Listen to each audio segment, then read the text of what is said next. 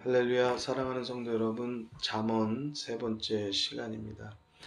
지난 시간에 나눈 말씀을 기억하시지요? 아비의 훈계와 어미의 법을 떠나지 말 것을 당부하였습니다. 그 주된 훈계와 교훈의 내용은 악한 자와 함께 하지 말라는 것이었습니다. 이익이 있는 것 같지만 그 일의 결국은 생명을 잃는다는 내용이 지난 시간에 살펴본 19절까지의 말씀입니다. 이어 20절에서는 앞의 내용과 대비하여 지혜에 대하여 말씀을 시작합니다. 20절의 말씀입니다. 지혜가 길거리에서 부르며 광장에서 소리를 높이며 21절 헌화하는 길 머리에서 소리를 지르며 성문 어귀와 성중에서 그 소리를 발하여 가로되. 지혜가 우리를 향하여 소리치며 부른다는 사실입니다. 찾아가기 어렵고 아는 사람만 갈 수 있는 장소가 아닙니다. 길거리에서, 광장에서, 또 복잡한 사거리와 같은 길머리에서, 성문 어귀와 성중에서 우리를 향하여서 외쳐 부른다는 것입니다. 곧 특별한 사람만 만날 수 있는 것이 아니라 누구나 볼 수 있고 누구나 들을 수 있는 장소에서 외치고 있다는 사실입니다. 사랑하는 성도 여러분, 악한 일은 음침한 곳에서 우리를 깨어냅니다. 지혜는 큰 거리에서 또 흔한 길목에서 크게 외쳐댑니다. 그럼에도 우리는 속삭이는 악한 소리에는 귀 기울이고 외치는 지혜는 외면하고 산다는 것입니다. 이것이 우리의 어리석음입니다. 지혜가 만나기 어려운 장소에 꼭꼭 숨겨 있지 않습니다. 특별한 사람만 만나는 것이 아닙니다. 누구나 만날 수 있고 누구나 들을 수 있는 곳에서 소리치고 있다는 것입니다. 이어서 말씀을 보겠습니다. 22절 너희 어리석은 자들은 어리석음을 좋아하며 거만한 자들은 거만을 기뻐하며 미련한 자들은 지식을 미워하니 어느 때까지 하겠느냐. 유유상종의 뜻을 아실 것입니다. 같은 무리끼리 서로 사귄다는 뜻입니다. 한마디로 끼리끼리라는 말이죠. 어리석은 이유가 있습니다. 어리석은 소리를 듣고 그것을 좋아하는 것입니다. 우리가 절망하는 이유가 있습니다.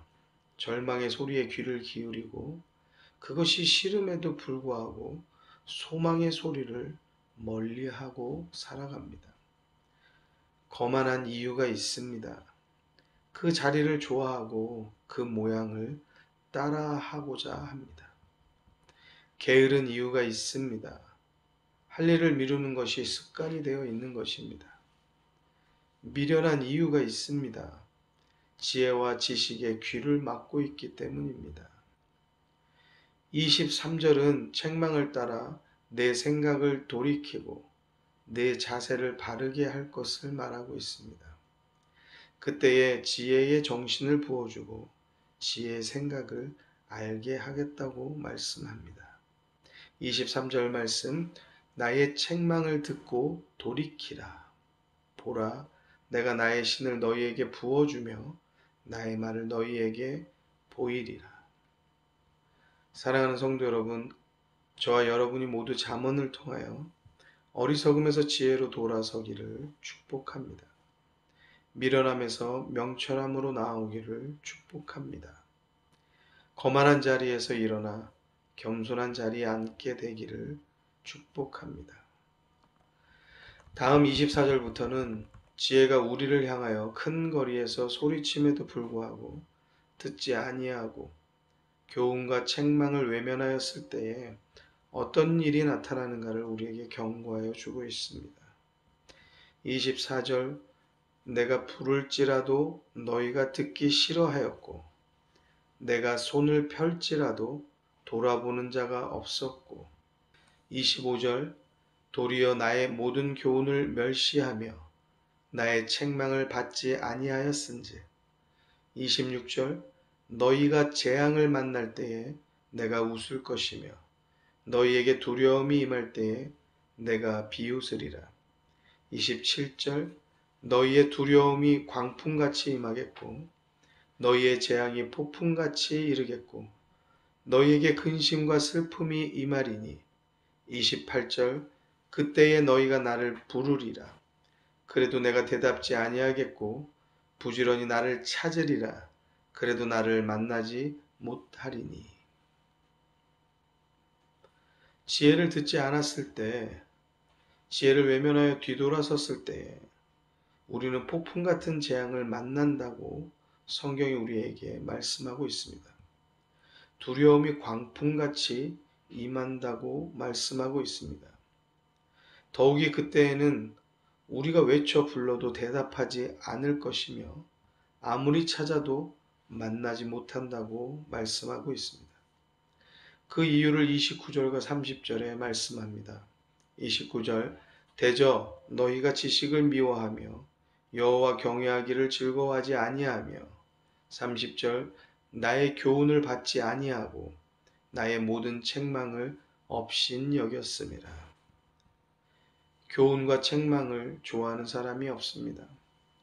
그러나 우리가 꼭 기억해야 할 것은 지혜는 교훈과 책망에 있다는 것입니다. 그것을 외면하고 듣기 싫어한다면 우리는 재앙과 두려움을 만날 수밖에 없다는 것입니다. 이것은 곧 여호와를 경외하지 않는 이유임을 밝히고 있습니다. 앞서 7절의 말씀대로 여호와를 경외하는 것이 지식의 근본이기 때문입니다. 이제 잠언 1장의 결론입니다. 31절 그러므로 자기 행위의 열매를 먹으며 자기 꾀에 배부르리라. 32절 어리석은 자의 퇴보는 자기를 죽이며 미련한 자의 안일은 자기를 멸망시키려니와. 33절 오직 나를 듣는 자는 안연히 살며 재앙의 두려움이 없이 평안하리라. 지혜를 외면하고 눈앞의 이익에 악인의 꾀를 부리는 자는 결국 어리석고 미련한 길에 놓이며 멸망의 길을 간다는 것입니다. 그러나 교훈과 책망의 지혜에 귀를 기울이는 자는 안심하여 살며 평안하여 산다는 것입니다.